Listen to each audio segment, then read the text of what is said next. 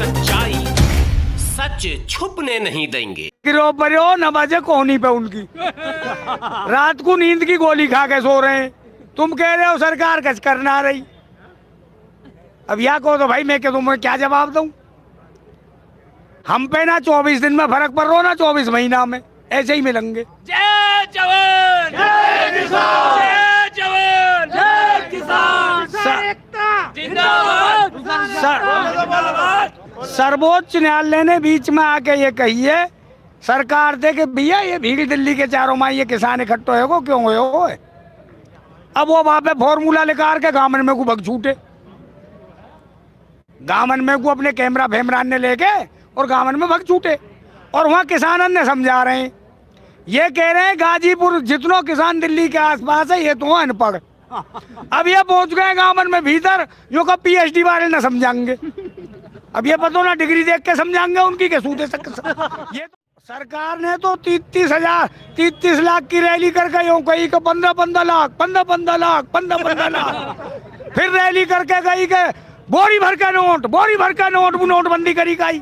अब वो कहा कह रहे भाई ये सुनते रहे हम क्या अपने दिमाग से भी चले भाई। अपने दिमाग से या देश की जनता अपने दिमाग से चलेगी इनके से चलेगी। 7 साल से ये जनता रोबोट की तरह काम कर रही। दिल्ली से एक चाबी लगी यंत्र स्टार्ट ढेल लगे। अब भाई काम पे लगे रे अपना दिमाग इस्तेमाल ना करे। सरकार कह रही है 2 और 2 7 हम कह रहे हैं 2 और 2 4 यही तो फर्क है। ना तो हम सरकार से कम काबिल और ना विपक्ष से कम काबिल। ना विपक्ष के ज्ञान की जरूरत हमें ना सरकार के ज्ञान की जरूरत। बिल्कुल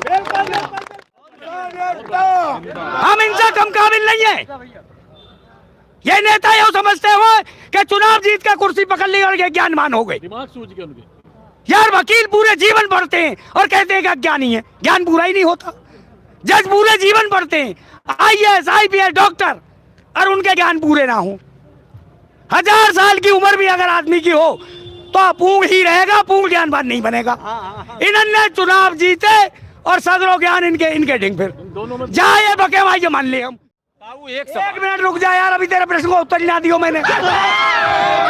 ताऊ बीच में बोल को तुमने कही नोटबंदी बड़े बड़े अर्थशास्त्री थे हमारी बात हुई सब ते तो ना हुई पर जितने हमें पल्ले पड़ गए हमने कही रे भैया ये नोटबंदी क्या है यो पतो ना क्या बताई पतो ना अर्थशास्त्री ने। मैं 8वीं पास आदमी हूँ मैं अर्थशास्त्री ना हूँ।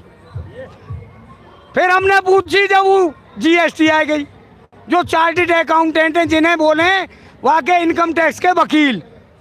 मैं इनकी भैया वकील साहब ही का बीमारी है यो पतो ना। अब ये किसानन को ले आए इन बिलन ने 5-7 महीना थे तो का ये पतो ही नहीं आ की पर हम धोखे से चलने हमने ढूंढ ली। ये पतोना बीमारी हमने ढूंढ ली और यह पतोना बीमारी हम पे ना ला देंगे। ये हम अपने ऊपर या लदन नहीं देंगे। मांग हमारी है हमारी सारी एक मांग ये है कि हमारा किसान आयोग का गठन हो जाए बस। हमें और कोई मांग। हमारे जब किसान आयोग का गठन हो जाएगा तो उसमें सारे किसान अध्यक्ष होंगे, किसान मेंबर होंगे, किसान का अध्यक्ष होगा, सारा समर्थन मूल्य MSP रूप सब उसमें आ जाएगा। हमारी मुख्य मांग है कि हमारे किसानों का एक आयोग गठित हो जाए और हम वापस चले जाएंगे। हमें कोई दिक्कत नहीं है, हमारी कोई लड़ाई नहीं है इनसे नौकरी नहीं मांग रहे, हम इनसे कोई फैक्ट्री का प्लॉट नहीं मांग रहे, ना इनसे कोई मकान का प्लॉट अलॉटमेंट कराना है। हम तो केवल किसान और मजदूर की हित की बात करने आए और उस बात को मानने के लिए तैयार नहीं है। इसमें कोई हमें आतंकवादी कह रहा है, कोई हमें देशद्रोही कह रहा है। हिंदुस्तान के पेट का पालन करने वाले किसान कितनी बुरे और दुख की बात है। आज हमें आतंकवादी कह रहे हैं, हमें देशद्रोही कह रहे हैं। आज हम चावल खिचड़ी खा रहे हैं तो हमसे कह रहे हैं कि ये विदेश से फंडिंग हो रही है। ये विदेश से फंडिंग आप देख रहे हैं, विदेश से फंडिंग क्या हो रही है। अरे किसान अपने घर से लाते हैं, अनाज लाते हैं, आटा लाते हैं, दाल लाते हैं, चावल लाते हैं, आलू लाते हैं, प्याज लाते हैं, जो भी सामान खाने का हो तो डाल के ला के उसे बना लेते हैं। ये विदेशी फंडिंग हो गई। मेरी बात सुनिए, इनके लोगों में गलतफहमी है। अगर ये करें तो सब कुछ ठीक है और हम कुछ कर लें तो गलत हो गया। हमसे तो ये भी कहते हैं कि ये किसान नहीं है, ये तो जीन्स पहन के आए हुए हैं।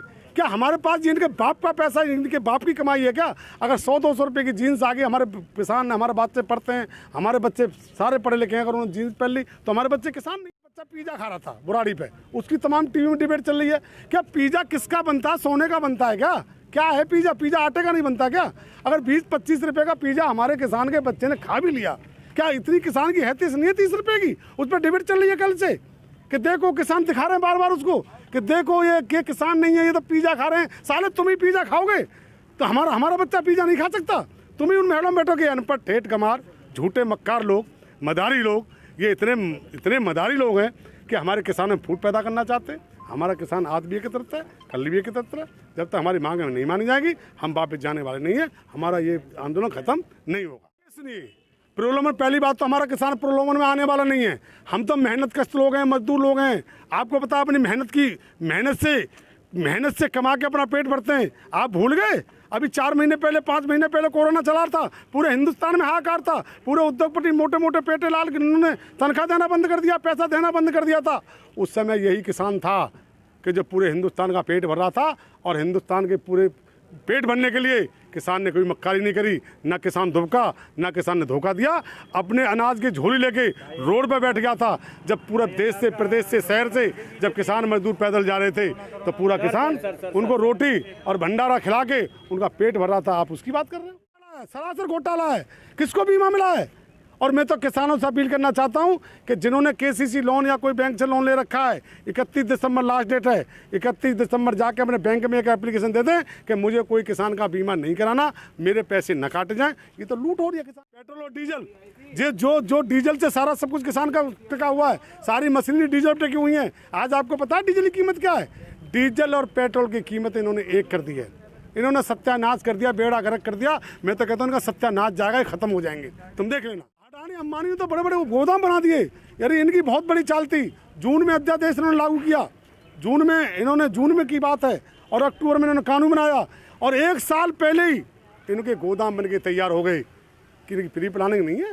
ये विकास के नाम पर नहीं जीतते, ये किसी किसान के नाम पर नहीं जीतते। इन्होंने तो एक ट्राई कर लिया है कि तू साले मुसलमान की अस्तेसी कर दे।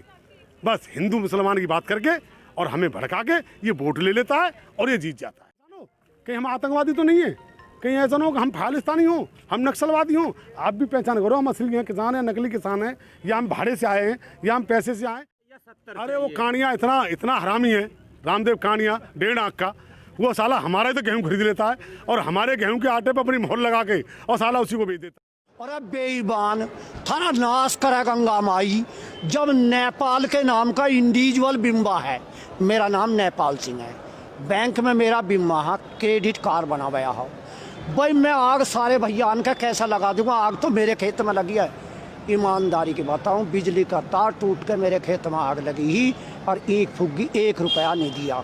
सीडीओ ने ये कही हमसे अक इंडिविजुअल को नहीं मिलेगा, या तो पूरा ब्लॉक फूके। मका तो तू तो पूरा देश ही फूक दे। सुनो जी मेरी बात, मेरे जैसे किसान का ना, पूरे किसानों की बात कर रहा हूँ, 1 रुपया माफ नहीं करे। आप बेईमान झूठी कागजों का बता रहे। और एक और हो रहा मिल रहा, उसका भी सुन लो। उसका क्या करते हैं ये? 1 पैसा हमने पीछे हमारे खेत में आग लग गई इंडिविजुअल नेपाल सिंह के में, हमने डीएम साहब से कही, डीएम साहब ने सर्वे करवाया।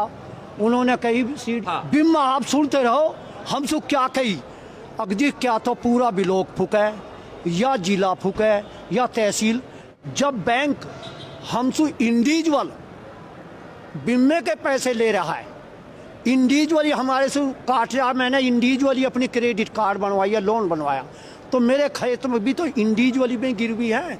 वोट बैंक तो और भी बहुत है हमारे सामने। एक तो इन्हें पटाओ गिर दे बरादरी बात का, हिंदू मुस्लिम करता है, हम तो बट जाते हैं।